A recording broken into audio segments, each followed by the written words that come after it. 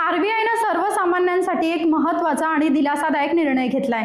Repo रेटमध्ये कपात केली आहे। आता रेपो रेट म्हणजे काय, त्याचा तुमच्या आमच्या जीवनावरती कसा परिणाम होणार आहे, रेपो रेटमुळे EMI किती कमी होणार आहेत, हेच आपण ह्या व्हिडिओमध्ये पाहणार आहोत। नमस्कार, मी पूजा उजगरे आणि तुम्ही पाहताय जय महाराष्ट्र डिजिटल। तर आरबीआयनं 0.50% रेपो रेटमध्ये कपात केली आहे। याआधी 0.25% रेपो रेट 2 वेळा कमी करण्यात आले होते। 6% गेलेला रेपो रेट आता 5.50% आलाय।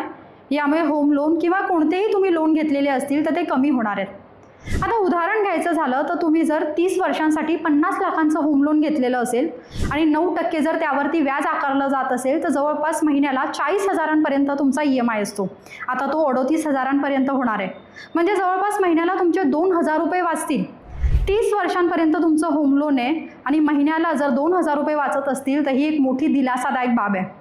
यानंतर कार लोनचंही तसंच आहे, परंतु कार लोनचा टेन्युअर कमी असतो आणि कार लोनवरती जे व्याज आकारलं जातं ते थोडं जास्त असतं। त्यामुळे महिन्याला तुमचे 400 ते 500 रुपये नक्कीच वाचणार आहेत। आता रेपो रेट म्हणजे काय, आता ज्यावेळेला आपल्याला लोनची गरज असते त्यावेळी आपण बँकांकडे जातो, परंतु जेव्हा बँकांना लोनची गरज असते त्यावेळेला ते आरबीआयकडे कर्ज मागतात आणि आरबीआय त्या कर्जावरती जे व्याज आकारतं त्यावेळेला त्याला रेपो रेट म्हणतात। आता रेपो रेट कमी झाला आहे म्हणजे आरबीआय जे व्याज आकारते ते सुद्धा कमी झालेलं आहे।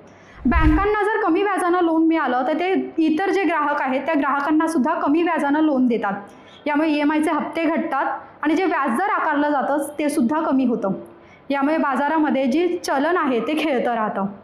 तुम्हाला हा निर्णय कसा वाटला हे कमेंट करून नक्की सांगा।